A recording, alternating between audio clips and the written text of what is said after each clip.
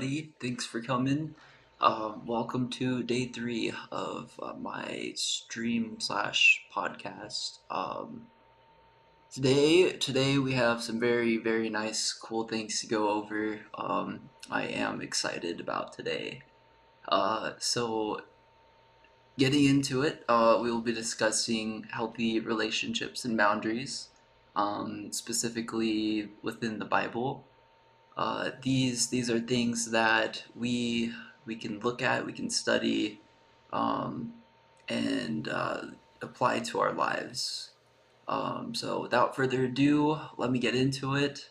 Um, Also, I will be sticking mainly to ChatGPT and Bible.com for now, as stream has been a little unstable recently. So yeah, this is what we will be working with for today. So what does the Bible say about healthy relationships? And I also got this really nice little highlighter tool. So the Bible provides numerous principles and guidelines for fostering healthy relationships, and here are some key teachings. Love and respect. Love one another. Jesus emphasized the importance of love in relationships. Quote, a new command I give you, semicolon, love one another. As I have loved you, so you must love one another. That was John chapter 13, verses 34 through 35. So that's very important. If we and that's really the hugest message of the Bible, for me at least, was I had to become familiar with all of it because I was also a person who needed, and I still do. I need evidence. I need truth. I need, I can't just blindly put my faith into anything, right? Um, so through everything that I've learned from the Bible, um, it's taught me to love myself. And in doing so, I can love others. But it's a relationship not only with myself but with God. So, I I got to keep working at it, I guess is what I'm trying to say. So Jesus emphasized the importance of love in relationships, right? If you love yourself, you can't love anyone else if you don't love yourself, and that's just my belief.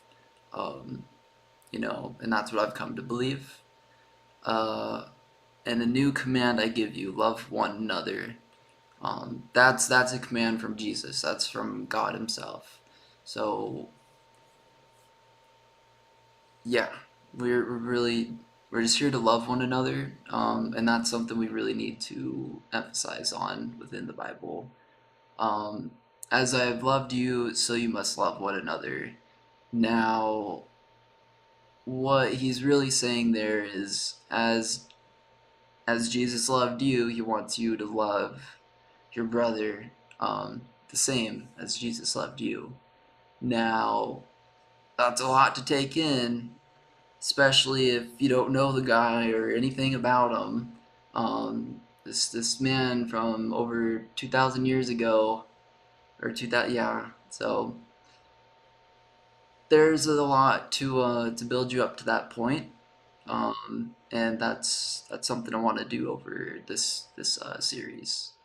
Um, if you don't already, so respect, treating others with respect is crucial. Quote: show proper respect to everyone, love the family of believers, fear God, and honor the emperor. That was First Peter chapter 2, verse 17. So let me read it again. Treating others with respect is crucial. Treat your brother as you would yourself, right? You don't want some just random stranger, anybody in your life really, to be disrespectful to you for no reason. And if you're a respectful person, you kind of expect the same back. But in today's society, we can't expect anything good from anybody, and that's just a sinful world we live in. If God was here, if if we were in the perfect world, none of this would even be an issue or even probably be talked about. Um, because yeah, it'd be perfect. So yeah, we don't live in a perfect world, unfortunately. But we can do things to make it better. So that is a good start right there. Love and respect. Love one another and respect one another. Next is forgiveness. Forgiveness is one of God's biggest weapons, his ultimate weapons, mercy and forgiveness. The Bible teaches the importance of forgiveness in maintaining healthy relationships.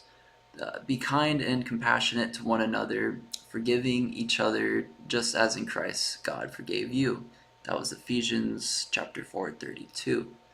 Um, yeah, I'll read these all twice. So, the Bible teaches the importance of forgiveness in maintaining healthy relationships.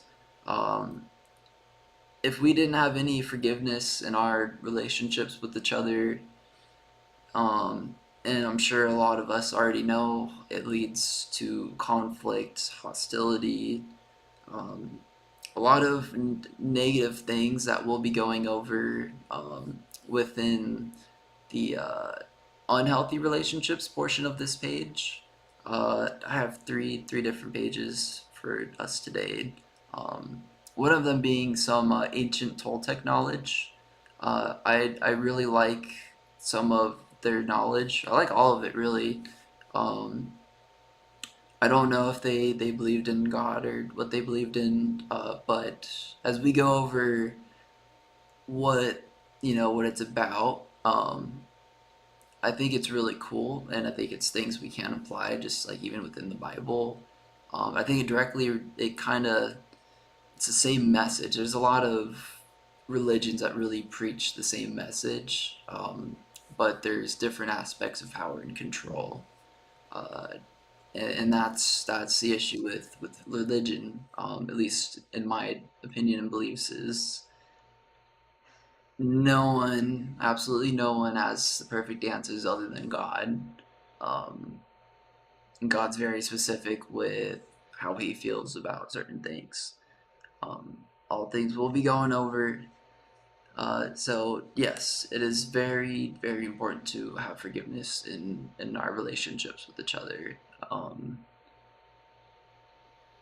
I think there's been points where we've all messed up and the other person has messed up, and we could have had forgiveness for each other, but instead we chose conflict or grudges, and things that we weren't led up to understand how to handle. Um, I at least I wasn't raised with the Bible in this way. I didn't have AI or you know crazy tools like we do nowadays. So yes, uh, quote, be kind and compassionate to one another, forgiving each other just as in Christ God forgave you. Quote, end quote. Um,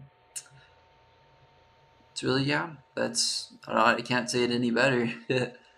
All right, so we'll move it on to humility and selflessness. Humility is a key component of healthy relationships.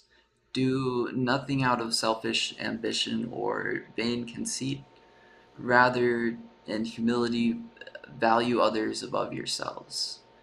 End quote. And that was Philippians chapter 2, verse 3. Humility is a key component of healthy relationships. Ye, there, there's a lot of different ways to break down humility and how it can um, show up in our lives. Uh, at least the way I was kind of raised up, especially culturally, you're supposed to bury your feelings down. You're supposed to not show humility in the sense that it shows like a weakness. And that's just me. I'm not saying that's for everybody. So humility was a huge thing that I've had to work on, especially doing uh, something like this. But I'll tell you, it does bring joy to my life to be able to have humility and selflessness, which we'll get to. Uh, I am human. I'm not perfect. I do struggle still with humility and selflessness. Um, so that being said, yes, we do need to, and it'd be easier to explain this if I was speaking to people who were like more knowledgeable than even me within the Bible, right? Um, we just gotta accept that we're not perfect in a sense, and there's something bigger than us, and we can. All the information's right here in front of us. All the signs and wonders, in my opinion, my beliefs. I think it's time to start. At least seeing what we can bring to a relationship to create healthy relationships. Because humility is within yourself.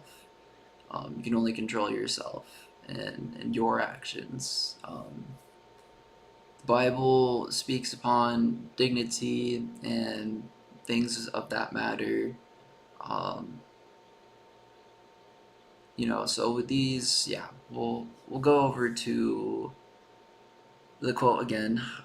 Quote, do nothing out of selfish ambition or vain conceit. Rather, in humility, value others above yourselves. End quote. Um, yeah, and I believe in that. That's something, as I understand as a Christian. We have this information. We have this ability to sit down and learn these things. But not everybody in the world has the same freedom or ability. Maybe they're under someone's power and control, whatever it may be. They yeah. So we really gotta look into these things. I'm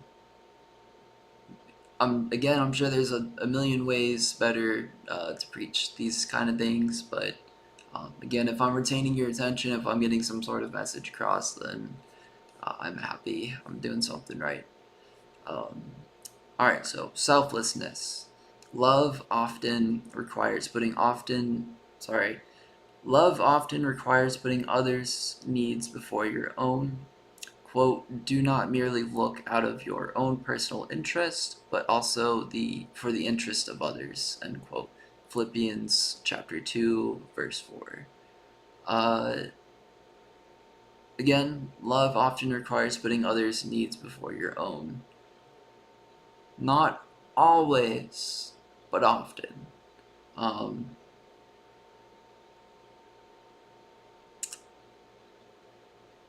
that's a hard one. To be selfless. The Bible preaches about rather for suffering for good doing rather than wrongdoing. There will be points in our lives where we can choose to be selfish or selfless. Um, in doing so, it may put you in a situation where you may suffer, or other people. Um, but out of love, you'll have to see how it applies and shows in your life, or maybe in that situation. There's a lot that goes into selflessness, and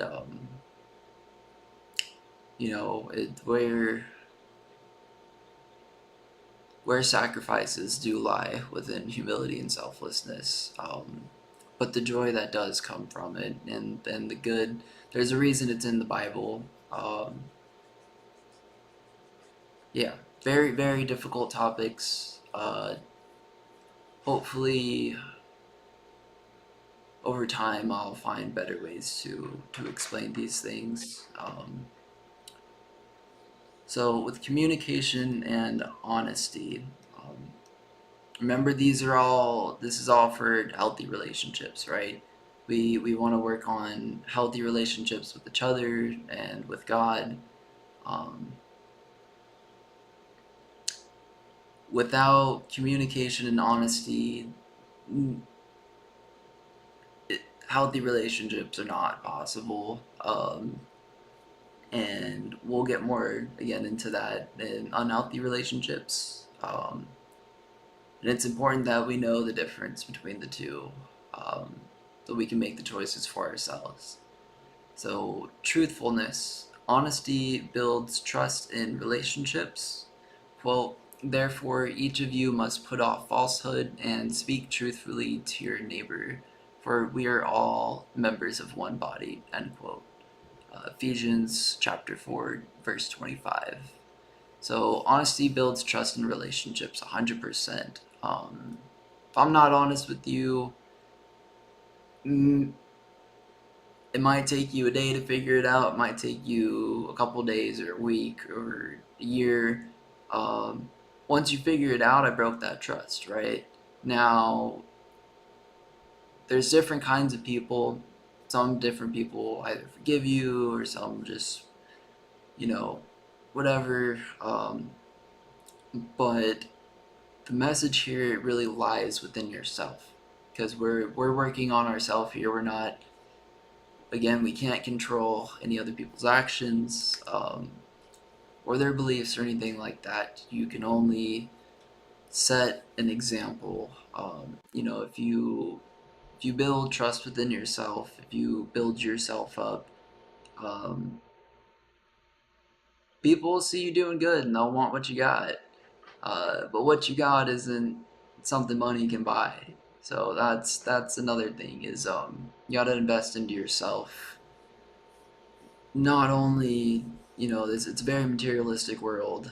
You gotta invest in yourself spiritually and learn these things. Not only from me, but get different opinions and beliefs. Uh, but understand there is 10 commandments in the Bible. If you're not familiar with them, study them. Get familiar with them. They're very real. They're ancient laws and they've been around for thousands of years for a reason. Because they work. They do, and they're good. Um, Quote, therefore, each of you must put off falsehood and speak truthfully to your neighbor, for we are all members of one body, end quote. That one hits home for me because with with what I believe my gift, I truly used it for good, but I wasn't honest about who I believed I was, or I didn't. I shared the Bible. I did a lot of good things, and I am human. I made mistakes, but I would consider that to be some sort of falsehood. Yeah, I wasn't honest about who I was or what I believed. I believed in God. I believed in the Bible, um, but I was so afraid being judged, and there is real danger that comes with this. I will accept that. Speaking about certain topics or um, people, but I love God. I love the people, so I'm here to serve. I'm here to do the right thing. Um, yeah, we'll get more into that, but speak truthfully to your neighbor. That's there's some truth for me. Um, and we're all members of one body. I believe that's the body of Christ. The body of Christ is the church of the believers, the body of the believers. if you believe Christ died on the cross and died for your sins, um, rose to heaven, he was resurrected, all those beautiful, wonderful things. And I apologize if I'm not quoting it quote for quote. Um, I'm very new to all this, like getting into the preaching and whatnot. What I'm doing here is really trying to get the message across right now. Again, I highly recommend using ChatGPT or any likewise AI to study these things if you're interested. It's really there is a lot of cool history behind it. Uh, yeah. All right. Gentle communication. Communication should be loving and gentle. Quote, let your conversation be always full of grace, seasoned with salt, so that you may know how to answer everyone, end quote. That was Colossians chapter 4, verse 6. Communication should be loving and gentle. I agree. It's a beautiful, beautiful thing to be able to communicate with someone, even just with love or gently. In today's world, it's very, very easy to snap on people, um, just because we might have different beliefs or whatever it may be. But there's so much just conflict going on in everybody's lives. Like it seems like, at least maybe just where I'm from, you people, you watch my personal testimony. World's not in a good place right now. So that's something that I've definitely had to work on within myself. Being more loving and gentle within my communication, especially in a stream like this. Uh, if you know me, you know that um, I am a very loving and gentle person. I'm also very excitable, just out there kind of person. Um, yeah, so that's definitely one thing I've worked on within myself. Let your conversation be always full of grace, seasoned with salt, so that you may know how to answer everyone. Um, always full of grace. What is grace? What is grace?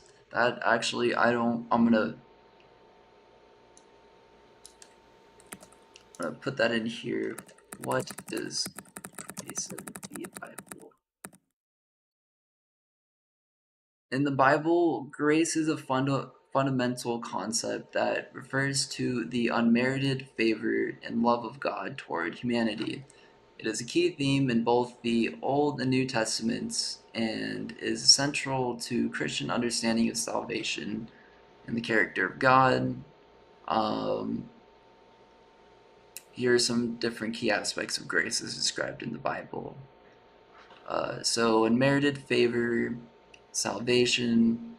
I believe salvation comes through grace, yes. Sorry, I'm trying to figure. So as you can see, there's a lot of different ways to explain what grace is because it's a lot of things. It's beautiful, beautiful. It's a beautiful, beautiful concept, beautiful, real thing. Um, yeah, so I'll touch on that as well before I end the stream today, because it is very important that we have a better understanding of grace. Even me, because there's a lot to it. There's still things that I am learning. Um, I do believe I know enough. I've been studying for 3 years, and could have been doing a lot more. I'll say that much. But I'm confident enough to the point where I can go and do something like this. Um, so we were at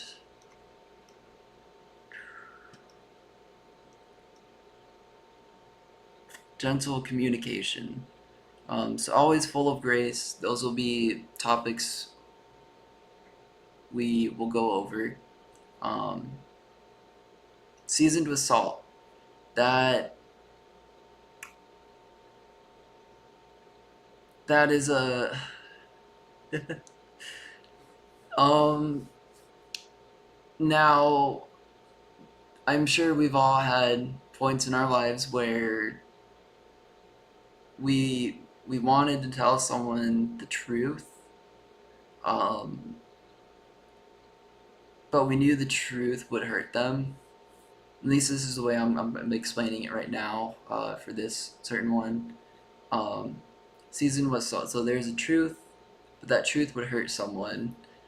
So we sugarcoat it. You know, we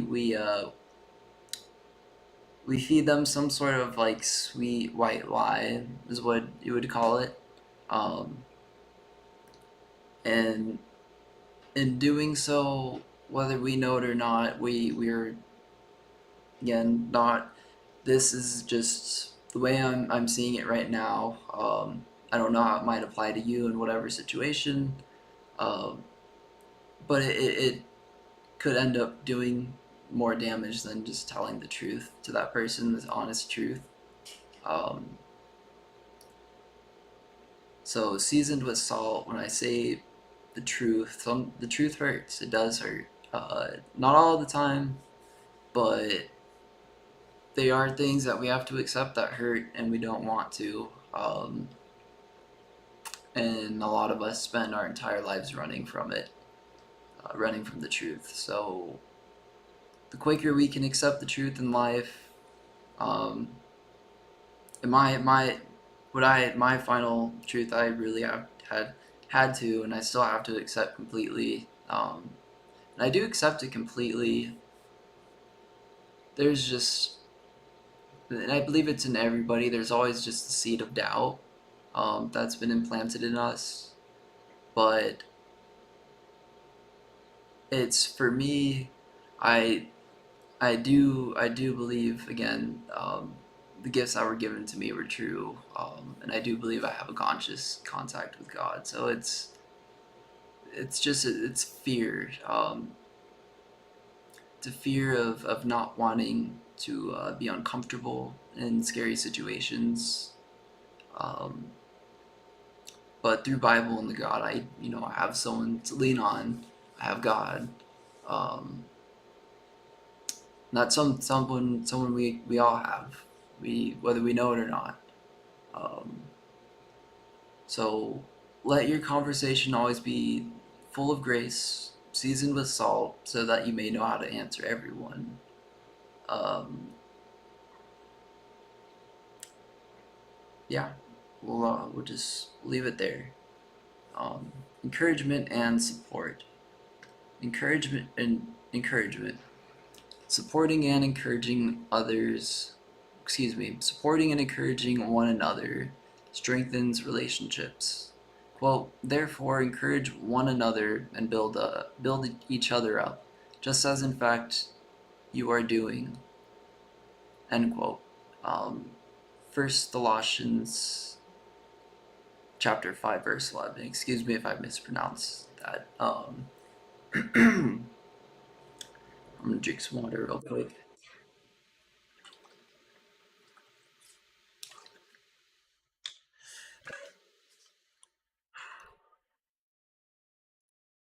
All right. So supporting and encouraging one another, it strengthens relationships, yes. Um, that is something that I personally know a lot of people struggle with, is supporting and encouraging their significant other or just anyone in their life. And it's not necessarily on purpose. Maybe it is in these instances, but what really matters is, and we'll get to it within health or healthy boundaries, as well as unhealthy boundaries. uh, what really matters is, you need to, again, love yourself first to even have a healthy relationship, in my belief. Um, and there's a lot of different ways that shows up in different people's lives. So don't think that my life is the same as yours or yours is mine. Um,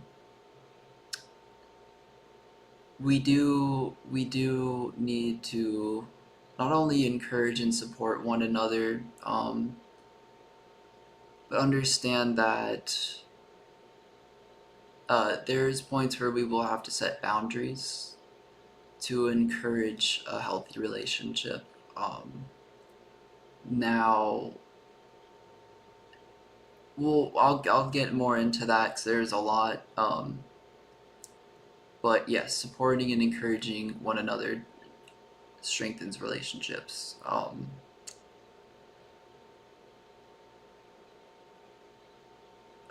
I'll just leave it at that for now. Quote, therefore encourage one another and build each other up, just as in fact you are doing, end quote. So in the mastery of love, it as far as my understanding, it teaches you to be responsible for your own happiness. And when you're in a healthy relationship, that other person is also responsible for their own happiness, right? Um, so two different people who are being responsible for their own happiness, not saying my happiness is in your hands. Because when I put my happiness in your hands, I'm I'm essentially guaranteeing you to mess it up. You're gonna do something at one point to upset me, because you're not in my brain. You don't know exactly what I want in that moment, or you know maybe I wanted your attention, but you were happy doing something else, and that hurt me, or whatever it may be. We need to understand that we are responsible for our own happiness. Now that brings us back to supporting and encouraging one another, and this is in a healthy relationship, right? uh, I've come from a lifetime where I've seen different types of relationships, mainly unhealthy ones. So this is more new to me.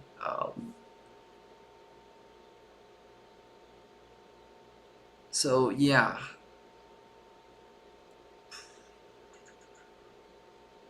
if you're building yourself up at that point, right, you're responsible for your own happiness. Then I think would be a good point in your life, where you can encourage another. Um, yeah, we'll leave it at that. So, commitment and faithfulness. Loyalty and faithfulness are essential in relationships. Let love and faithfulness never leave you, semicolon, or I bind them around your neck, write them on the tablet of your heart, end quote. I'm going to read that again. Let love and faithfulness never leave you. Bind them around your neck. Write them on the tablet of your heart. End quote. Proverbs, chapter 3, verse 3. So loyalty and faithfulness are essential in relationships. This is pretty obvious. I don't.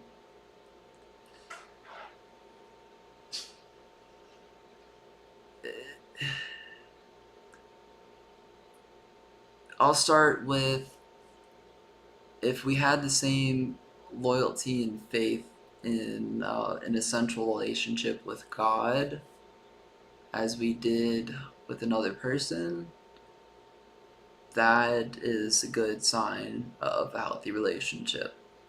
Um, quote, let love and faithfulness never leave you. No matter what, no matter sorry, so let love and faithfulness never leave you. So I'm going to speak on that. No matter what someone may have done to you in your life or have hurt you in a relationship, maybe they cheated on you or something.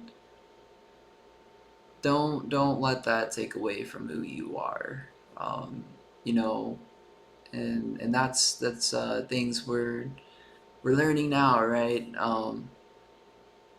Certain things to look out for, red flags, whatnot, healthy relationships, unhealthy relationships. But you got to learn these kinds of things because if you don't, there's bad things are bound to happen if you don't know how to protect yourself. Um, yeah. So, uh, bind them around your neck and write them on the tablet of your heart.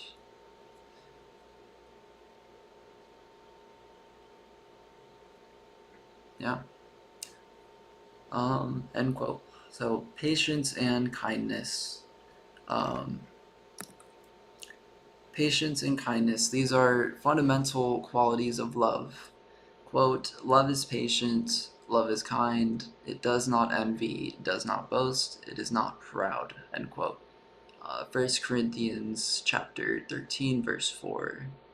Um, yeah, just have patience and kindness for one another as you would yourself. Peacemaking, striving for peace, uh, peacemaking. Striving for peace, it helps maintain harmony. Um, quote, blessed are the peacemakers, for they will be called children of God, end quote. If you believe in the Bible, if you believe in Jesus, we're all children of God. We're all called to be peacemakers. We're not called upon to do these horrible, nasty things that are happening in this world.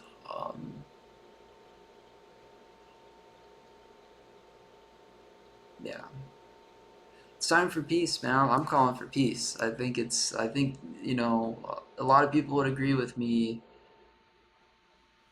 There's too much conflict in this world. There's too much real dangers for us to ignore anymore. And I say this because I've noticed a lot of people um, on the internet or in person, they just really just in their own bubble, and a lot of people they're woke and they study conspiracies and whatnot.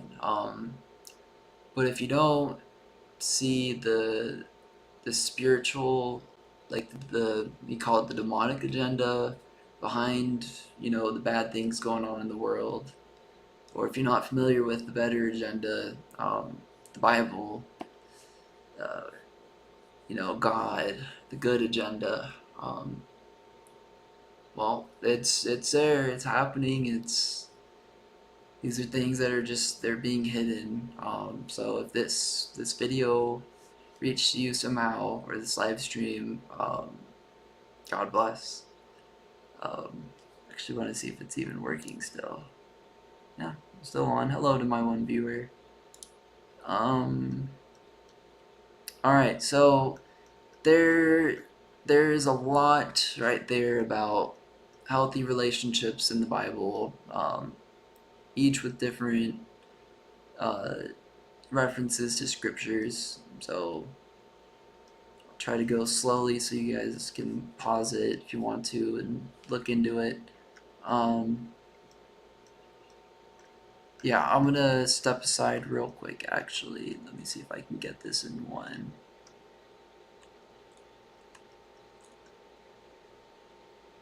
Alright, might be hard to read, but it's there for now. I'll be right back.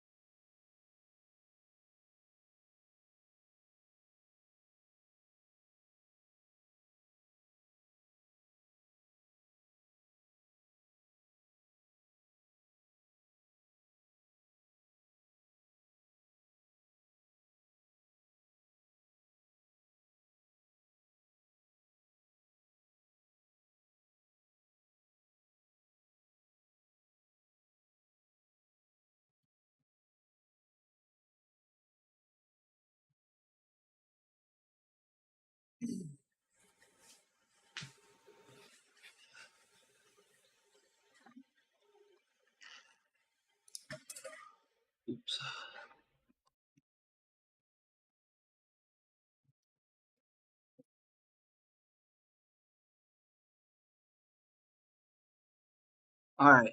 Um, I am back. Thanks for watching still.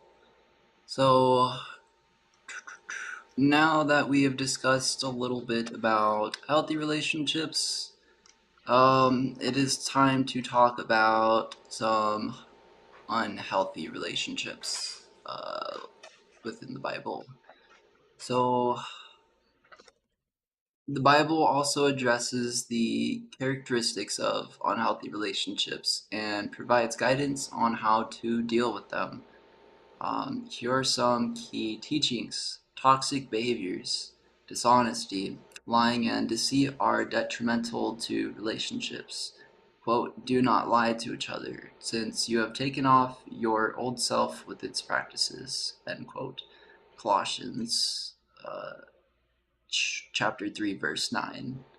So, lying and deceit are detrimental to relationships.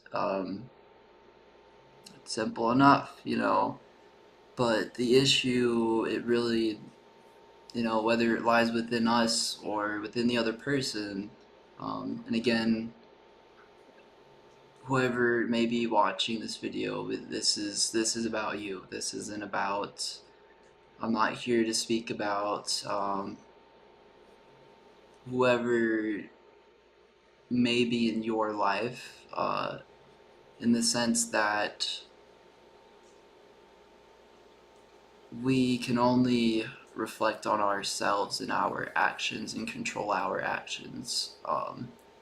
We if we reflected on whatever other person may have done, it really won't get us anywhere other than, yes, there are certain instances where we can learn from those aspects. But we'll get more into it, right? This is the whole point of coming to Christianity, coming to God. And as it says right here, do not lie to each other, since you have taken off your old self with its practices. Humans and our sinful nature, we're just that's a part of us. It's where we lie and we're deceitful. Um, yeah, we can't. Sorry, I have a piece of lip skin. Um, Kind of weird for the stream. Sorry, guys. Uh,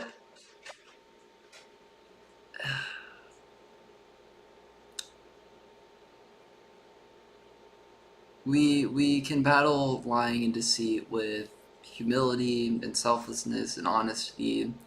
Um, the most important part is we accept the dishonesty within ourselves so we can become a better person, an honest person. That's really what it's trying to teach here. It's not trying to beat you up or make you feel bad. Um, it's really, again, when I say it's not our fault, I mean it in by our sinful nature. We are responsible for our actions and what we have done, which is, why we can be dishonest and we can lie, we can be deceitful, um, especially in relationships. So that's something I believe a lot of people need to start being honest with themselves, and accepting honesty within themselves. If you don't believe me, again, I'm asking you to believe in the Bible and believe in God, believe in Jesus, and all the wonderful things that comes along with it. So, gossip and slander. Um, Speaking negatively about others harms relationships. Quote, a perverse person stirs up conflicts and gossip separates close friends. End quote. Proverbs chapter 16, verse 28. Um, Speaking negatively about others harms relationships. That Again, these are all very, very, very obvious things, and even had people say to me, yeah, well, I know that it's obvious, but I can still do it. Just, and it just, and again, it's obvious, just because you can do something doesn't mean you should do it. Um, and yeah, you may get away with it, whatever it may be, for however many times, maybe indefinitely. Um, but it doesn't make it the right thing to do. It's disobedient to God. Uh, and in my beliefs, it's just not good. If you're not being obedient to God, that's not being good. You're not being good, and you got to come to repentance and do better. Do your best. That's all you can really do.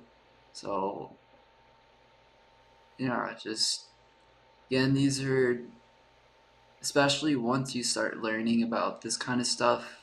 You might even notice it getting worse because you're starting to identify these things, and it may lead to more conflict within yourself, and within other people, and that's just a huge part of why Christianity and Catholics, just everything with religion as a whole, has caused a lot of division, within families, such as my intentions here, right?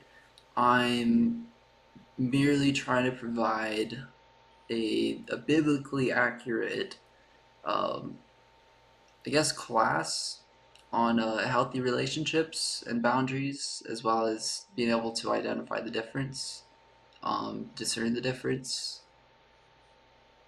Yet, my intentions here are genuine, they're good. Um,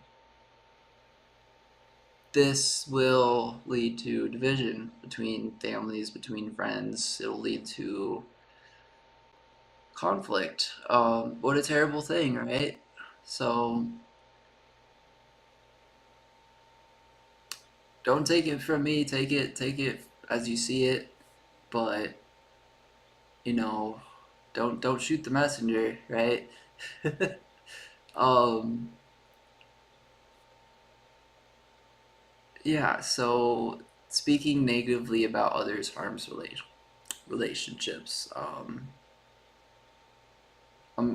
sure you wouldn't want people speaking negatively about you, especially if you've done your best. Um, so yeah, if you wanna avoid an unhealthy relationship, avoid gossip and slander. And I'll read the quote one more time. Quote: "A perverse person stirs up conflict, and gossip separates close friends." End quote. Um, Perverse person stirs up conflict. Now, what is it to be perverse? There's a lot of things to be. I'll actually just I'll type it. What is a in the Bible? Okay, so don't take it from me, right? I'm not trying to call anybody out here or anything. Merely just trying to, yeah, just yeah, the message. So in the Bible, a perverse person is someone who deliberately chooses to act contrary to what is right, good, and moral according to God's standards. This concept is often associated with behaviors and attitudes that are twisted, corrupt, and deviant from the path of righteous. Here are some key characteristics and biblical references that describe a perverse person. Semicolon. Sorry, I just want to make sure this is still working. Okay. Moral characteristics of a perverse person. Moral corruption. Number one, moral corruption. A perverse person is morally corrupt and engages in wicked behaviors. Quote, "The integrity of the upright guides them." but the unfaithful are destroyed by their duplicity. End quote. That was Proverbs chapter 11, verse 3. Um, the perverse person is morally corrupt and engages in wicked behaviors. Those you will have to there. I could speak for hours and hours and hours upon all the negative, just not so good side of human behaviors and beliefs and everything. So I want to be thoughtful about this as possible while not feeding too much into it, because we do have to understand that um, yes, these things are there. These things are real. Um, but we can move on from them. And from as far as my understanding, God, especially like in the reference to Mount Sodom and Gomorrah, when the lady was told not to look back, and she did, and she like turned to stone. God doesn't want us looking back on all these really mean, nasty areas of our lives. As long as we can learn from it, and in our lives we can come to repentance, maybe, um, whatever it may be, however it is in your life. Yeah, so just I don't want to get too much into like what is morally corrupt and wicked behaviors. These are all things you can look into on your own if you're really that interested. Because there's been a lot of corrupt and wicked behaviors, especially within the history of the Bible. So that being said, again, quote, the integrity of the upright guides them, but the unfaithful are destroyed by their duplicity, end quote. Um,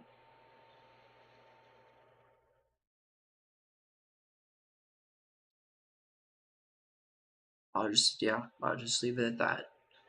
Dishonesty and deceit.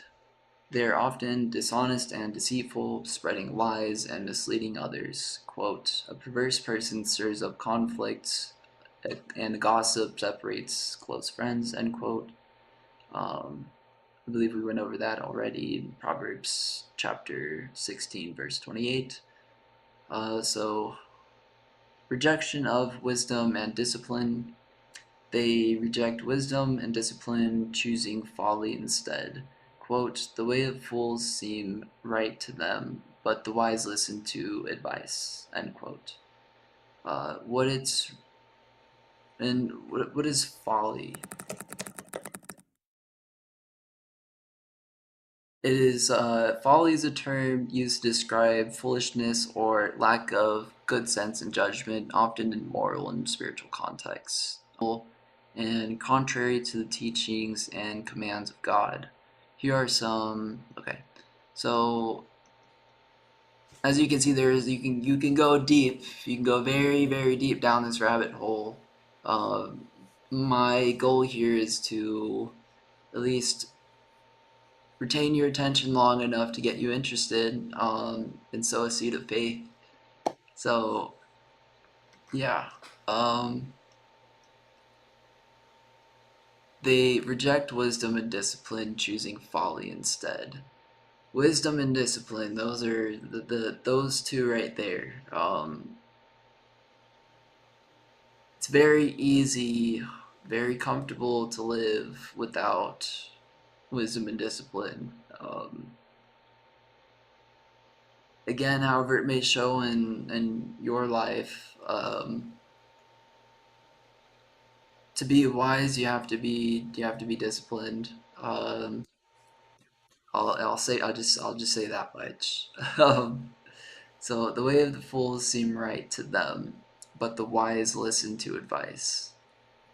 The way of fools seem right to them, and he's referring to the perverse. So the way of the fools is essentially It's yeah, it's the way of the fools, right? Um, the Bible speaks in so many metaphors that let me see if maybe this one refers to something specifically. So I believe it does.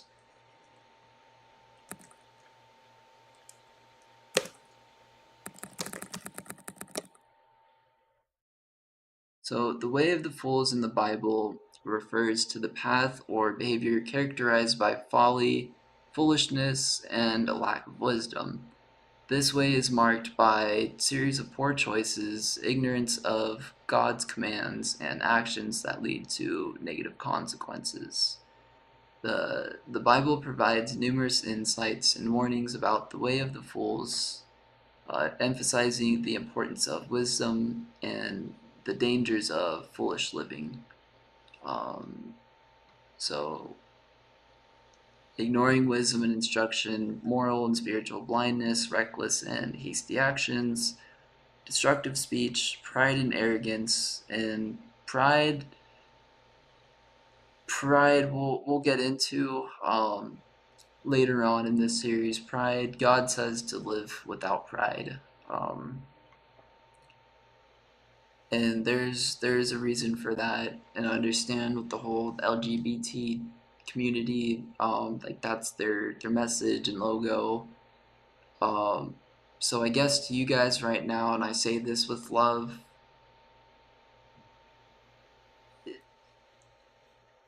it, I said, yeah, I don't really know how to say it in a way that can make both sides happy. Pride, us living with pride does not make God happy. The ones of us living with pride, it makes us happy. There's the point right there.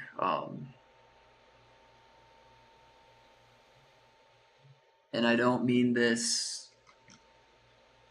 as I'm not calling anybody anything. I'm not trying to make anybody feel bad.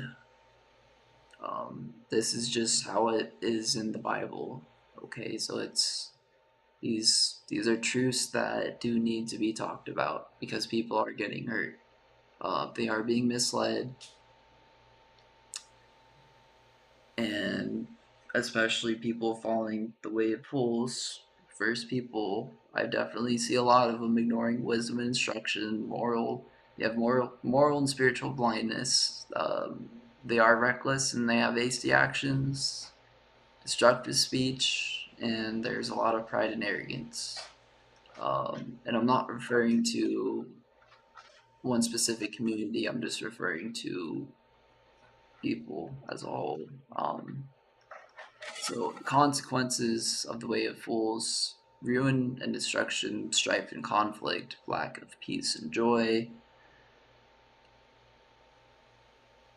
I I think it's safe to say that if you've been living in the way of fools, you've seen one of these three things, if not all of them, show up in your life, and maybe you ask God why, rather than what can I learn from this? What can I apply? What you know? Start asking what, because God, He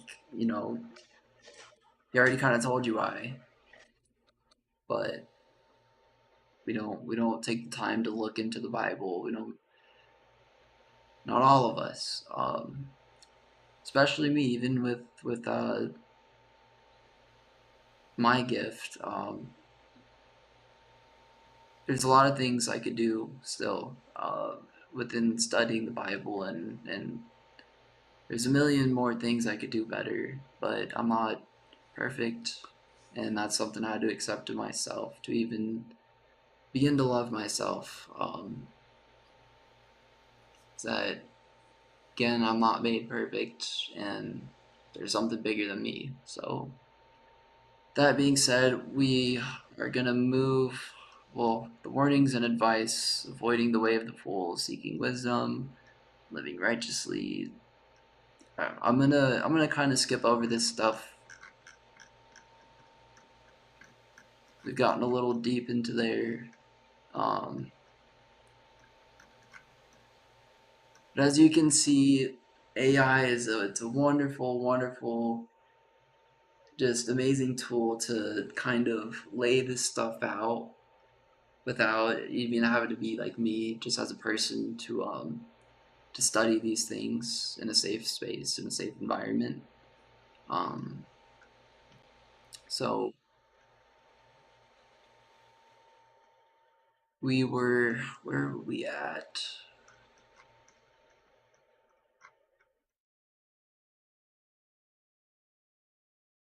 Okay, so we had just we're just exiting toxic behaviors.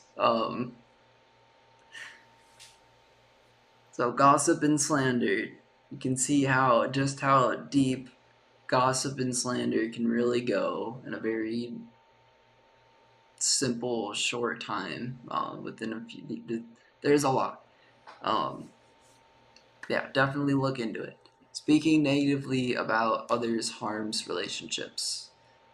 So everything we just talked about. Quote, a perverse person stirs up conflict and gossip separates close friends. Um, you need to learn the difference between a conversation and gossip. And that's something that's all, yeah. We'll get, yeah. Harmful actions, violence and abuse. Condemn The Bible condemns violence and abuse. Quote, do not envy the violent or choose any of their ways, end quote. Um, the Bible condemns violence and abuse. I myself am guilty of both, and I will say it. I won't sugarcoat it, and I'll lay it out there a with season of salt. Yeah, I have a history. Uh, do I want to share it publicly? No. Is it out there for the public? Just as with any gossip and slander, yeah, it's out there. There's negative parts in my life. There really is. So when I come on here with humility, I truly am coming with honesty, and I'm really in the way of a sense as I'm trying to foster the community of faith. I'm trying to show here that um, even the worst of people, even the worst, I really believe myself to be I was low, not a murderer or anything, but that it wouldn't have made me any better, or worse. There's a lot of things a lot of people have done, and they're just afraid to face them or even talk about them, even in their mind to God. So I hope at least I can inspire people to open themselves up in their hearts to God, and God, He, if you pray to Him, He will open your heart. He will give you a new heart. There's some scripture about it. Um, so yeah, that's violence and abuse. It hurts people. Um, Now it says, "Do not envy." I'm not familiar with that word.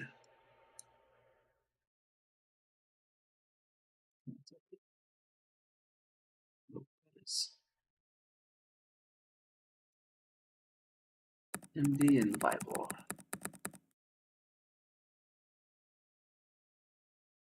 Envy in the Bible is viewed as a destructive and sinful emotion that leads to discord, resentment, and a host of other negative behaviors.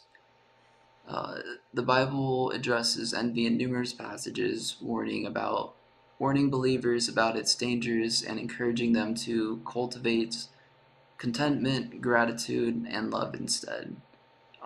Here are some key aspects and biblical references related to envy. So, definition and characteristics of envy. One, desire for others' possessions or status. Envy involves wanting what someone else has, whether it's their possessions, status, success, or relationships.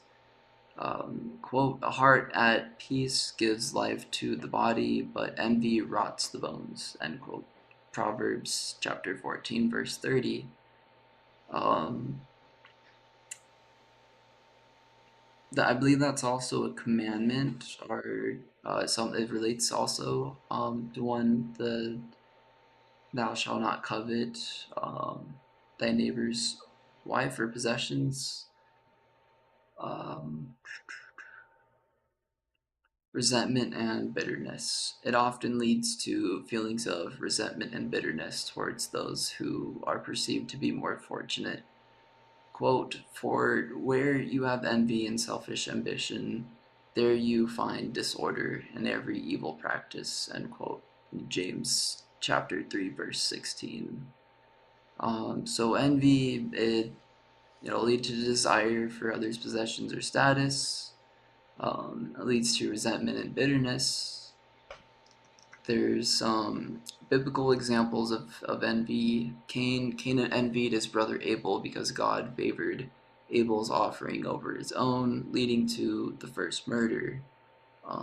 So just because this guy envied the fact that God had, favored Abel's I forget what the offering was. I believe it was a sacrifice. Um, he killed his brother, and he left him out in the field. And Cain said to his brother Abel, let's go out to the field. And while they were in the field, Cain attacked his brother Abel and killed them. End quote. Genesis chapter 4, verse 8.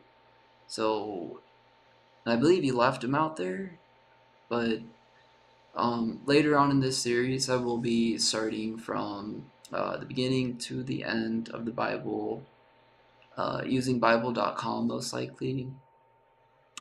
Um, there's a lot to go over in there. The history is important, so I don't want to skip like a whole bunch of key details, but I will even admit myself, it is a lot, and I'll do my best. So there there's examples of envy in the Bible. There's consequences of envy, destruction of relationships. Envy can destroy relationships and lead to conflict. A tranquil heart. Um, Quote, a tranquil heart gives life to the flesh, but envy makes the bone. Oh, I already read that. That was Proverbs. Makes the bones rot. Proverbs chapter 14, verse 30. Um, Spiritual moral decay. It leads to spiritual moral decay, resulting in sinful behaviors. Quote, for where you have envy and selfish ambition, there you find disorder and every evil practice, end quote. And that was James chapter 13, verse 16. Personal misery. Envy creates personal misery and dissatisfaction, preventing individuals from experiencing peace and contentment. Quote, rejoice with those who rejoice, mourn with those who mourn, live in harmony with one another, do not be proud, but be willing to associate with people of low position, do not be conceited, quote. And that was Romans chapter 12, 15 to 16. So there's a lot of consequences of living with envy. As with any human emotion, it is human. It is normal to have feelings and stuff like that, right? And no one's perfect. We're born sinful in nature, so it's what we can do is we can do our best.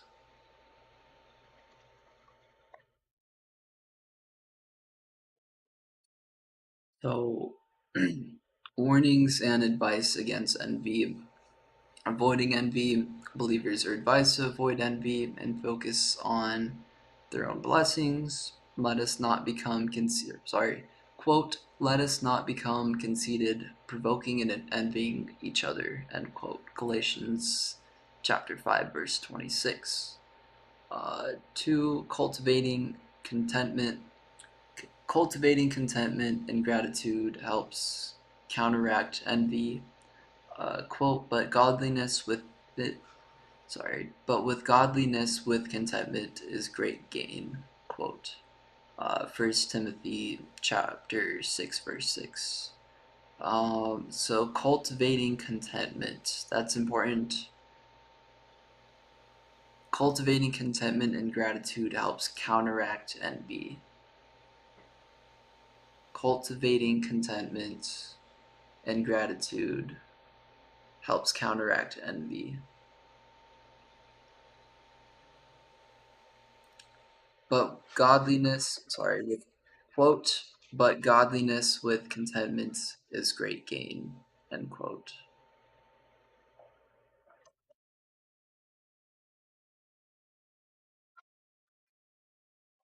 1 Timothy chapter 6, verse 6. So to be content within the Bible, right? To be content, at least to me, um, it definitely involves gratitude. I'm grateful for God. I'm grateful for everything He's done for me when He didn't have to do anything. Um,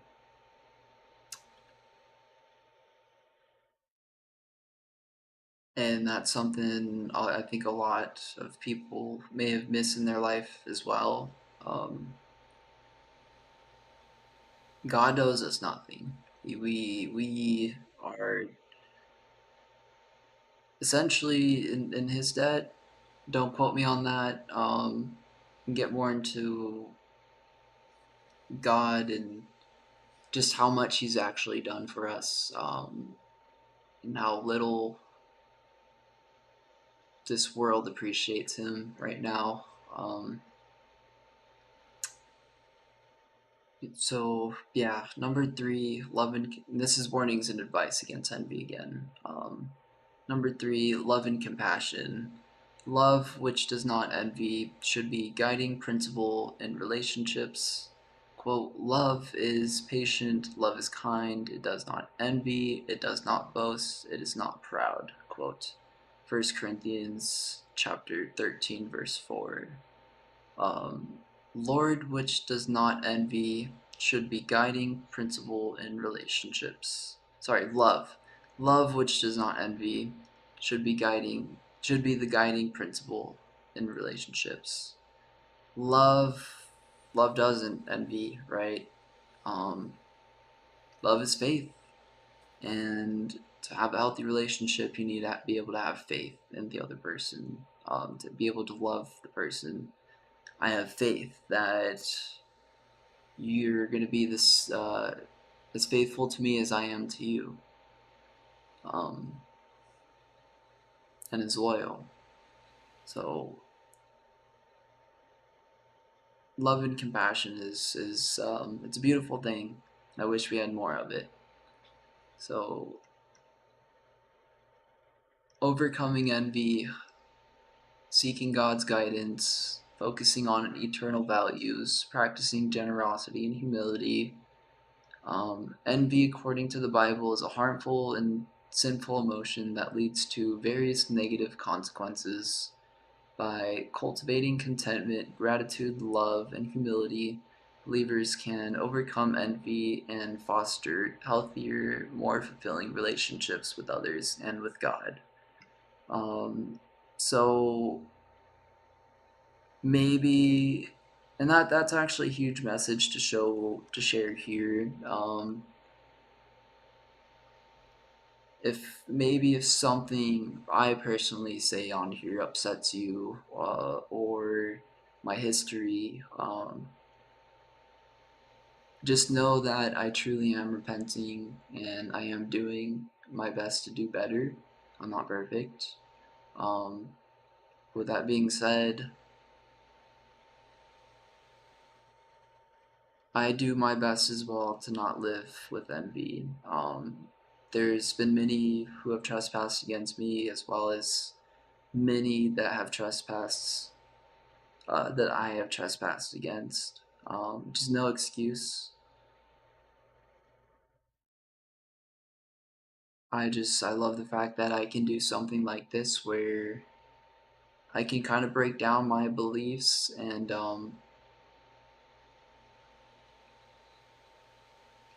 no, we can just come together and study the Word of God. Um, this is for all of humanity here. Like I wish everybody had Jesus.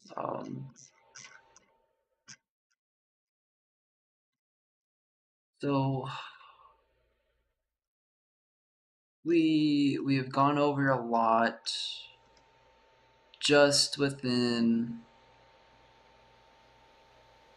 these three little excerpts right here, right?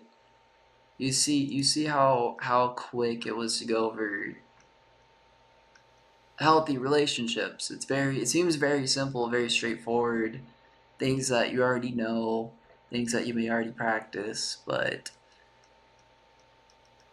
as you can see, there's a lot of things that can go wrong in a sinful world, right? In a perfect world, we wouldn't have any of this. Um,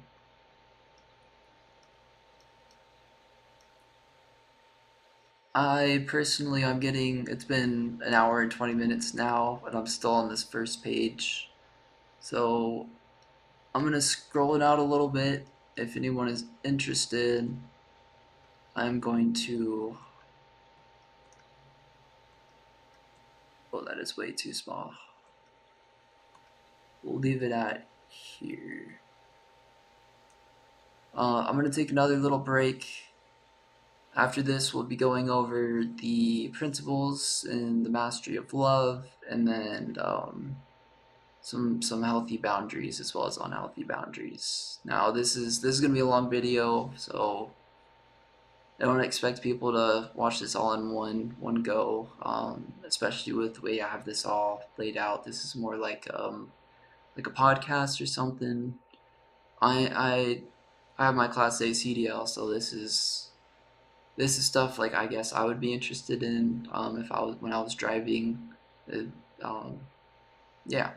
So go ahead and take a break if you're watching. Um, and yeah, I'll be right back.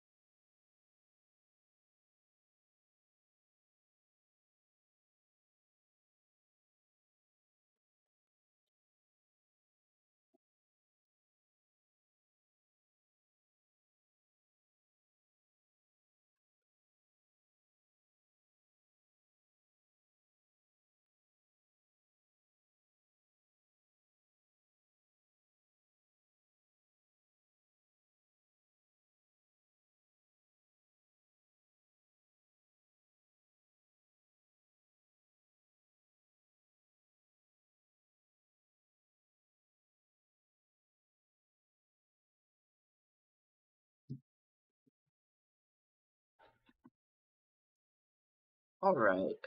Um. So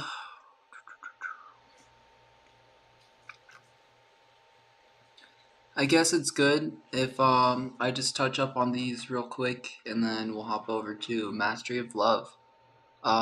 So violence and abuse, we left off there. Do not envy, quote, do not envy the violent or choose any of their ways, quote, Proverbs chapter 3, verse 31. Um, Unforgiveness, holding grudges, and refusing to forgive can destroy relationships. Quote, bear with each other and, sorry, excuse me, I said peanut butter jelly sandwich.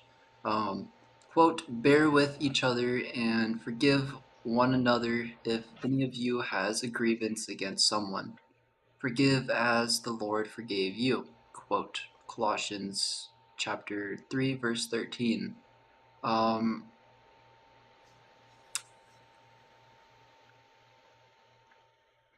I think we maybe not all of us, can't say for sure, but I have a good hint that every single person on this planet at one point in their life, if not right now, is holding a grudge and is refusing to forgive it.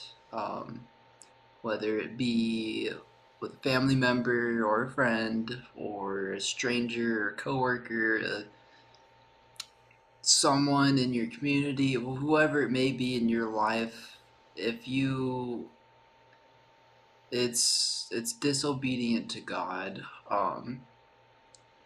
Quote, bear with each other and forgive one another if any of you has a grievance against someone. Forgive as the Lord forgave you. End quote. Again, that was Colossians chapter 3, verse 13. Um, Forgiveness and mercy are God's ultimate weapons, and you would be absolutely amazed at just how effective they really can be in real life situations. Not only in my life, but in your life and in everybody's lives. So, forgiving is huge, very, very huge part of Christianity. Um, just like Jesus said, uh, don't quote me on this, it's by memory, and I might get it. Um, Jesus said, be the first of you who has not sinned, or the first of you who has not sinned, be the first to throw a stone at her, and that was the woman who had committed adultery. Um, we're all guilty of something, of whatever it may be. Okay, we've all received mercy and forgiveness, whether you believe in God or not. He does work in your life. He is there. You know, maybe you really are a good person. I've met a lot of good atheists and agnostic people. Um, Even myself, I considered myself to be agnostic, raised up Christian when before this had all happened and I hadn't turned back to God. But I did a lot of good things. I had my own issues, but I was a good person in my own beliefs. But I didn't have God. I didn't have something bigger than me in my life, and that all just shows up within, you know, everything we'll talk about here. These are things you'll notice from your childhood, from people around you, whether it was a teacher. You know, there's been so many people who have been misled for so long. This world's not perfect. This it's I'm bringing all of this up so we can acknowledge that it's there, so that we can accept it, whether it's, you know, us or in our lives or people around us, right? But we have to be able to forgive. We got to be able to focus on the spirit of ourself, the positive spirit. So if we're always just looking on the unhealthy part of the relationship, we'll never be able to look at the healthy part, right? We'll never be able to look at love and respect, forgiveness, humility and selflessness, communication and honesty, encouragement and support, commitment and faithfulness, patience and kindness, and peacemaking. Like those are wonderful things that are some there's a bit of a struggle to maintain if you're not doing if you're doing it. It's a bit of a struggle to maintain any of these things if you're doing any of these things, these bad things. So negative attitudes, pride and arrogance. Pride can lead to conflict and division. Quote, when pride comes, then comes disgrace, but with humility comes wisdom, end quote. And that was Proverbs chapter 11, verse 2. So this seems a little unempathetic here, and I know a lot of people have used like Bible scriptures and stuff against the LGBT community. Um, Again, don't let people be the ones to influence you. Let God. Okay, I'll leave it at that. People aren't perfect. I do believe people aren't demons. I believe people can be influenced or even like possessed, or manifested within, whether they're even aware of it or not. Like we I believe we're in end times, and this is a very scary place to be in our life right now. But God tells us, do not be afraid. So it's sinful for me to be afraid. Um, I have to acknowledge that. So whenever I'm feeling afraid, I'm being disobedient to God, and I have to give it to God. Whatever it may be in my life or your life. So again, if I ask God why I'm afraid, the answer is already there. Now I need to ask him, what do I do with that fear? What can I healthily apply this to, right? Because there's a difference between fear and healthy fear, or like a rational fear and a healthy fear. Um, we need to be focusing on the healthy fear of God, because especially in throughout history, it's with anything, if humans don't understand it, we perceive it as a threat, because at least by science, we were built upon these like caveman brains that were, fight or flight, right? Um,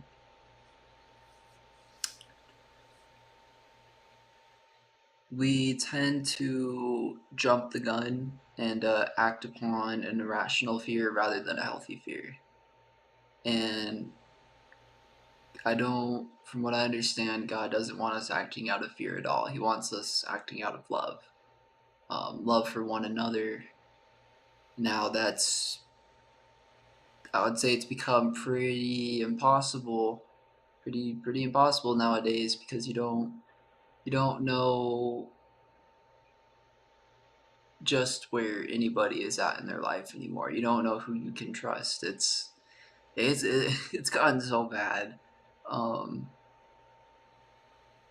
I mean, I don't know much about the whole like Trump situation and his relationship to all of his security and everything, but I mean, it's really hard for me to imagine some 20-year-old kid climbing up on a roof in front of thousands of people, police, security guards, Secret Service, news agents, people pointing at him, recording him, yelling. Poor Trump. Like, I honestly, I don't even think he knew. I think people were just so baffled by it. Like, part of me wonders, like, maybe did he even freaking see the dude, or is he was so focused on whatever else. But anyways, that's religion and politics, right? It's bringing me away from the main point here of healthy boundaries and yeah. So we, I don't even know how the heck I got there. Pride, pride and arrogance. Pride can lead to conflict and division. I think to better understand this, we need to better understand what God believes pride to be. So, when pride comes, then comes disgrace, but with humility comes wisdom. When pride. What is pride in the Bible?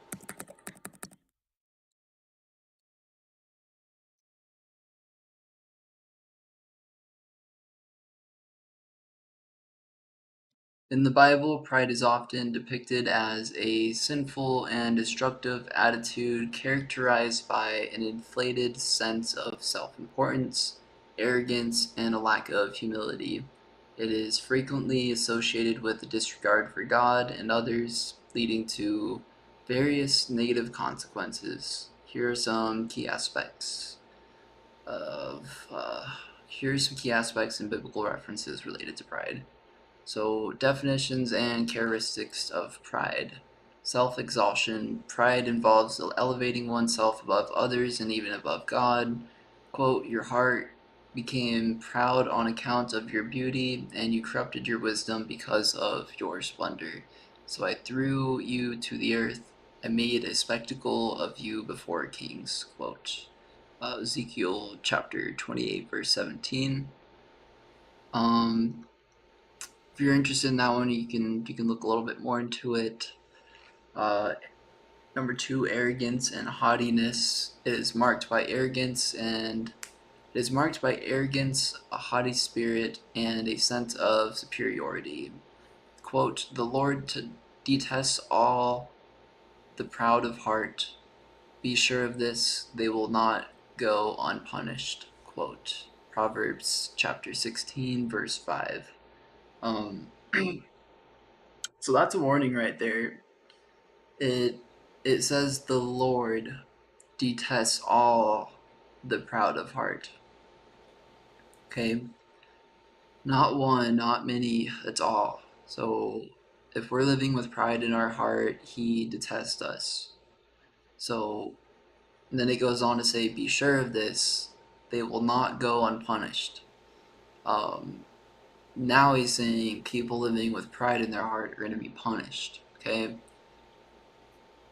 I'm not going to go super deep into what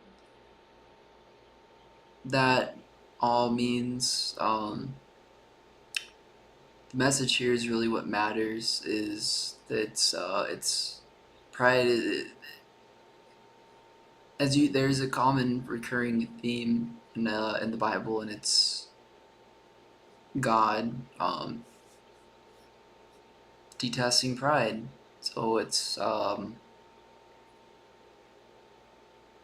just we'll just leave it at that. So arrogance and haughtiness. Number three, disregard for God. Pride often leads to a rejection or disregard of God's authority and commandments. Quote, in his pride, the wicked man does not seek him. In all his thoughts, there is no room for God. Quote, Psalm chapter 10, verse 4. So this actually kind of hits home for me. It says, in his quote, in his pride, the wicked man does not seek him. In all his thoughts, there is no room for God, end quote. I've definitely met some people where they they honestly, I believe them to be good people, but they had just got so deep into their hatred of God. Um, it made them like just like wicked. Like it, I see a good person, I see a good person in them, but what they say and they believe, it's just like, I wouldn't say that about anybody. But you're over it, so it kind of hits home for me in the sense that maybe there's no room in his thoughts for God because he's just it, maybe there's a demon influencing them or in them, or maybe they just don't want God. But from what I understand about God and like spirituality and like demons and stuff, the further away you are from God, the easier it is for um, you to be influenced or things like that. So I'm not saying people are demons. I'm not saying people in that community or things like that. Not trying to be a homophobe or anything. It's just I'm trying to explain this in a way that I can relate to and share on on like a personal account. So I do not mean any of this with I mean it all with love. So we'll leave it there. Just disregard for God. Biblical examples of pride: Lucifer's fall. Paul. Lucifer's fall. Uh,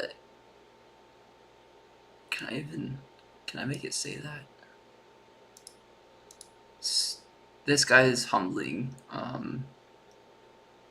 Nebuchadnezzar's humbling. Ne- Nebuchadnezzar's humbling.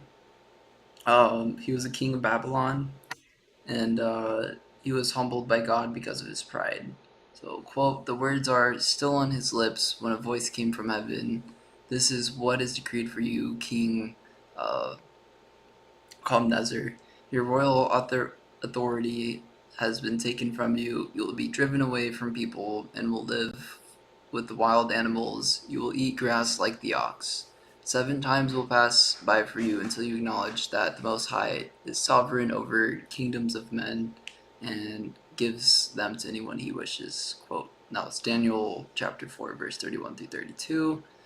Um, there's a lot of examples. Pharaoh's hardened heart, Pharaoh's pride and refusal to humble himself before God led to his downfall. Quote, but when Pharaoh saw that there was relief, he had hardened his heart and would not listen to Moses and Aaron, which was his brother, uh, just as the Lord had said. Sorry, let me read that quote again. Quote, but when Pharaoh saw that there was relief, he had hardened his heart and would not listen to Moses and Aaron, just as the Lord had said. Quote, in Exodus chapter 8, verse 15. Aaron was his brother, Moses' brother. So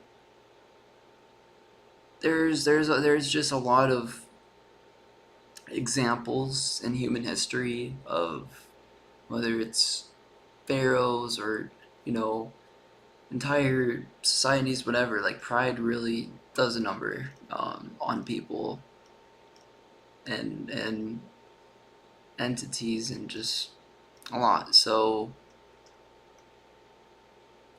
we're just gonna come to this right here: overcoming pride. Again, with anything, number one is repentance. Turning away from pride and repenting is essential. Quote, if my people who are called by my name will humble themselves and pray and seek my face and turn from their wicked ways, then I will hear from heaven and I will hear, sorry, then I will hear from heaven and I will forgive their sin and will heal their land. End quote. Second Chronicles chapter 7, verse 14. Um, God forgives everyone for everything. The only unforgivable sin is to blaspheme against God. And if you turn back to God and you believe in Him, right? Because to blaspheme against God is essentially to say He's not real. Um, you start believing in him, he'll forgive you. He will. It's the unforgivable sins technically forgivable in my understanding, in the sense that if I say something's not real and then I start getting mad at it and talking to it and start having some faith that it's real, even though I'm so mad at it, maybe it's just having just that enough patience with me to give me enough time to come to repentance and to see just where I'm at in my life, where my relationship with God is. I don't know. I don't really know what ways to explain this, so I'll keep doing my best. Number two, prayer and dependence on God. Relying on God and seeking His guidance helps maintain humility.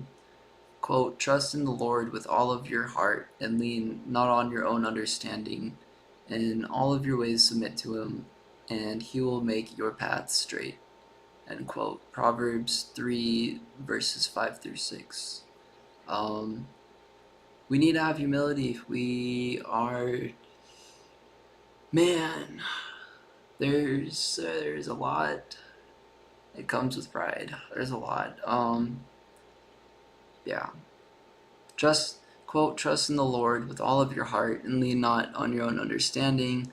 In all of your ways submit to Him, and He will make your path straight. Quote. Or excuse me, Proverbs chapter 3, verses 5 through 6. 3. Learning from Jesus. Jesus serves as the ultimate example of humility. Quote, take my yoke upon you and learn from me, for I am gentle and humble in heart, and you will find rest for your souls. Quote, Matthew 11:29. Matthew chapter 11, verse 29. So, learning from Jesus. There's one man that I love the most. It's Jesus. Um, let's have some humility for Jesus. Pride, as depicted in the Bible, is a dangerous and sinful attitude that leads to separation from God, personal downfall, and various negative consequences. The Bible urges believers to cultivate humility, recognize their dependence on God, and serve others to avoid the pitfalls of pride. Alright, so as you can see, there is my voice is starting to crack. There's a lot that goes into pride. So we've spoken about pride, we've spoken about envy, we have spoken about a lot of things today. Um, where am I at? Where am I at?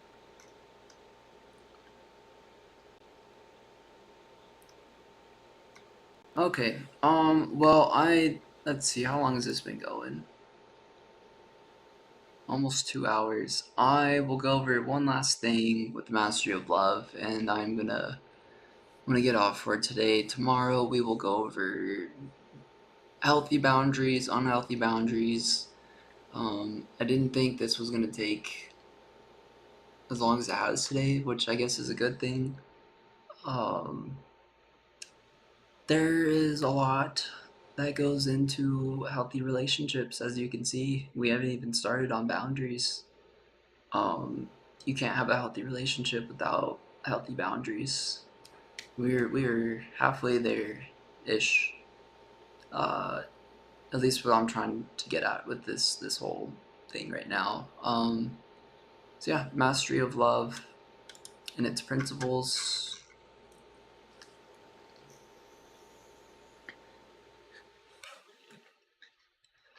So the mastery of love is ancient Toltec knowledge.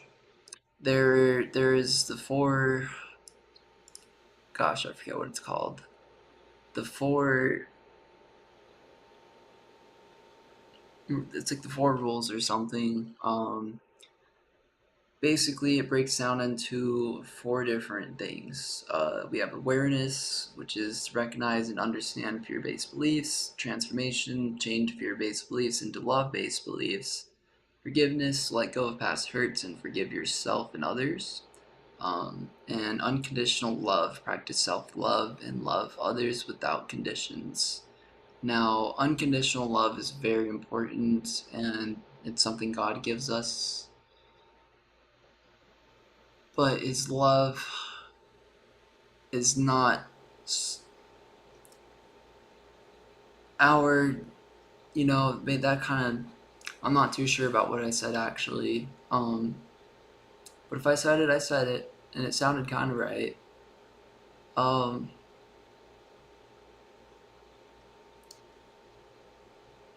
Unconditional love within humans it's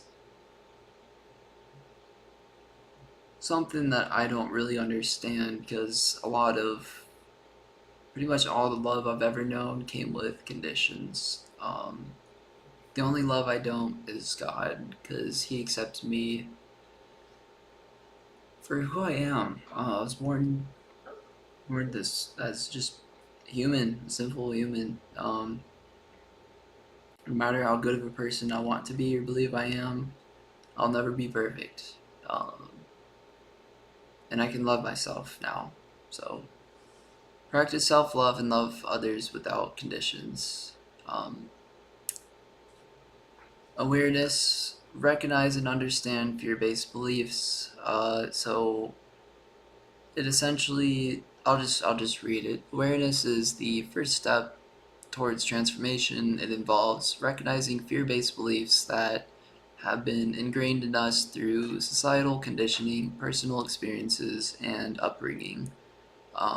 These beliefs often manifest as negative self talk, limiting beliefs, and destructive patterns in our relationships. Uh, by becoming aware of these fears, we can begin to understand their origins and how they affect our lives. So, the first step, right, is to be aware of the healthy fear and the irrational fears in your life. Um, I'll break it down to that.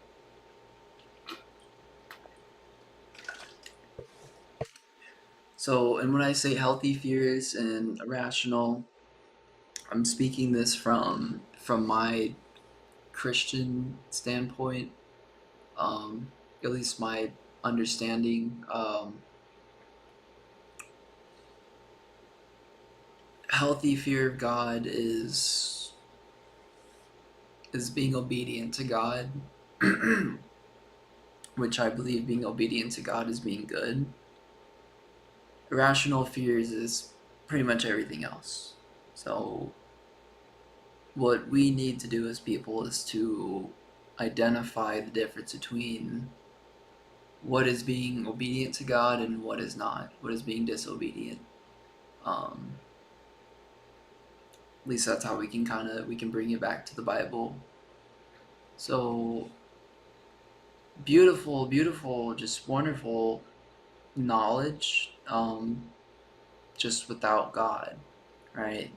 I don't think there's a problem with people. I think people have been misled or just didn't have the right information or it wasn't available. For thousands of years, we didn't have all this crazy technology. At least we don't know of it. So transformation,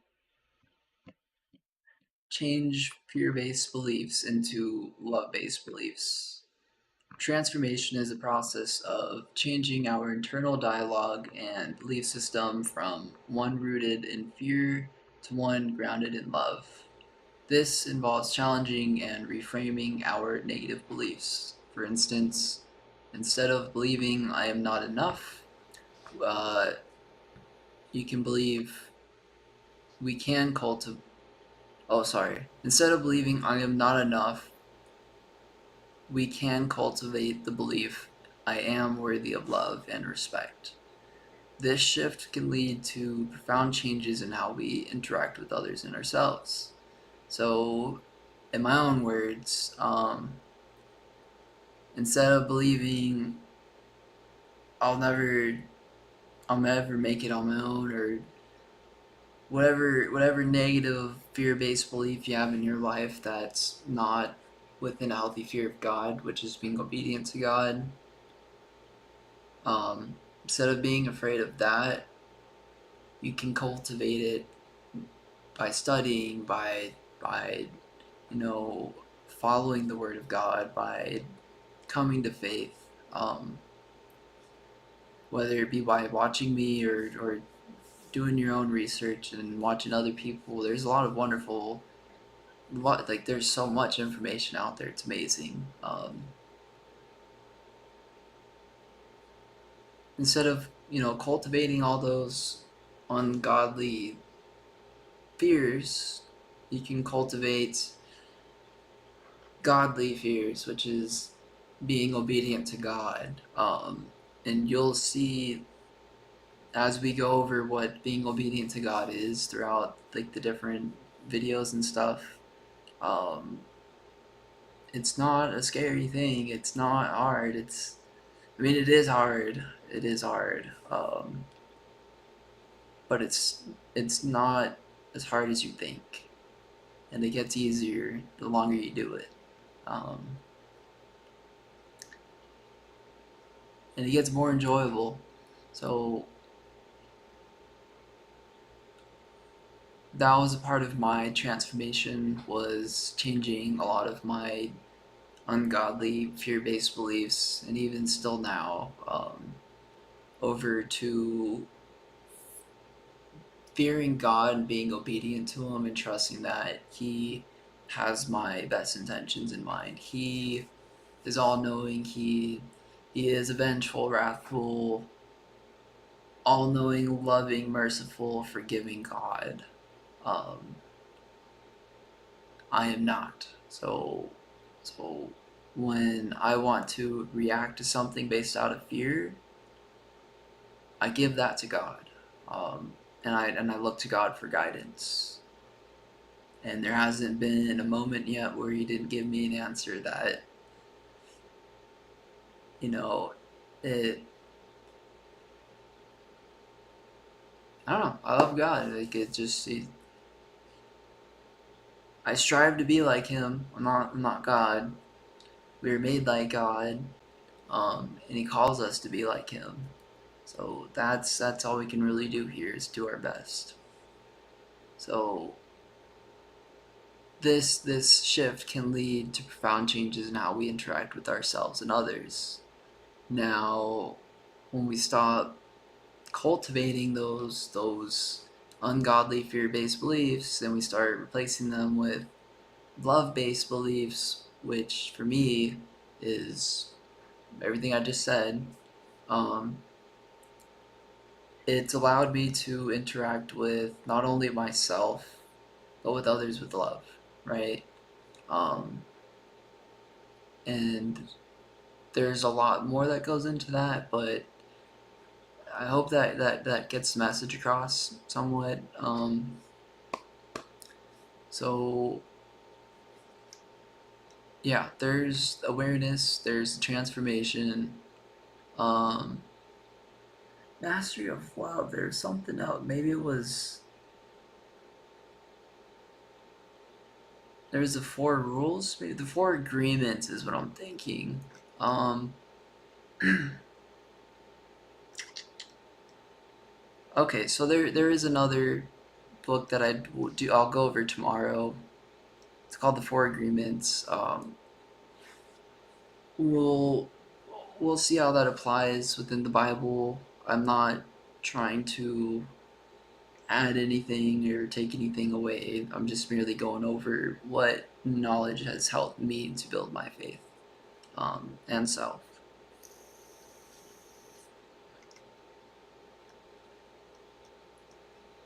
Sorry. So forgiveness, let go of past hurts, and forgive yourself and others. Forgiveness is essential for healing and moving forward. Holding on to past hurts and grievances keep us anchored in pain and prevents us from experiencing true peace and happiness. Forgiving ourselves and others releases us from the chains of the past and opens the doors to healing. It is not about condoning harmful behavior, but rather freeing ourselves from the emotional burden. So that's powerful. That's really, really powerful right there. Um, Again, forgiveness in the Bible. I actually have that highlighter tool. Um, Forgiveness in the Bible, right? We we give our anger to God. When I forgive someone, I'm taking away my ability to hurt them back, and I'm giving it to God, because I trust that he's all knowing. He's gonna do the right thing. Because I know I don't all the time. I know I make mistakes, and as a loving Christian, I treat everybody as I would myself. So I would forgive that person the same as they would forgive me, if that makes sense. As that I'd want them to forgive me. So it's not about condoning the harmful behavior, because we have to understand. Again, we are in a sinful world.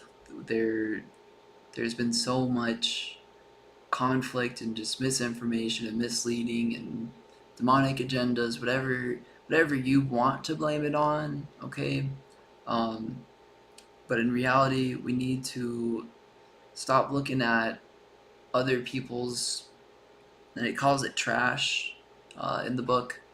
We need to stop looking at other people's problems and what they've done, and just start looking at ourselves.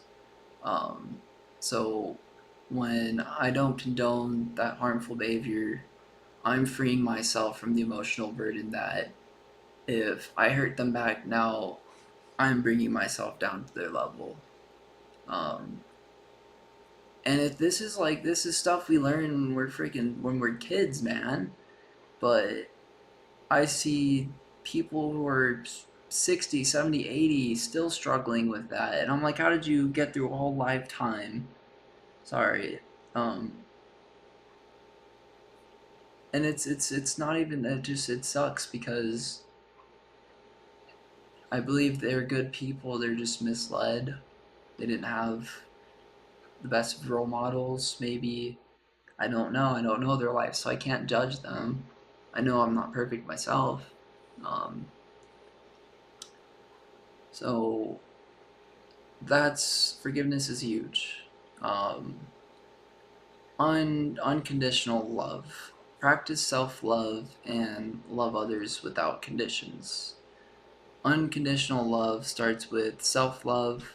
When we truly love and accept ourselves, we are able to extend that love to others without conditions or expectations. This means by this means loving others for who they are, not what they do or how they meet our needs. Practicing unconditional love fosters deeper connections and a more compassionate world. So incorporating these principles into your life, they can, sorry, excuse me, they can lead to profound personal growth and more harmonious relationships. Um, the journey towards mastering love is continuous. It's requiring dedication and practice, but it is incredibly rewarding. So actually, I really like that there. Let me highlight that as well. The journey towards mastering love is continuous, requiring dedication and practice, but it is incredibly rewarding. So let's think about that in almost like a biblical aspect, right? Love is faith, faith is love. So the journey towards mastering faith is continuous, requiring dedication and practice, but it is incredibly rewarding. Um, Things that align with the Bible, but it's not the Bible, right? A lot of people they don't want to believe that there's something paranormal, if you want to call it, or something out of this realm. But it's definitely real. We do have to acknowledge it. You can't run or hide from it. You're gonna have to face your fears eventually. So it's time to replace those fear-based beliefs with love-based beliefs, and then you will be able to forgive yourself and others, and you will be able to work on your journey towards mastering faith. But it requires dedication and practice, but it is incredibly rewarding. So I think that was pretty good right there. I'll give it to God. Thank you, God. Uh, if you enjoyed my stream today, or if you're watching this as a video, um, thanks for watching. This really meant a lot to me today to go over some of the principles of healthy relationships, and we didn't even get to touch on boundaries much today, but there's always tomorrow. So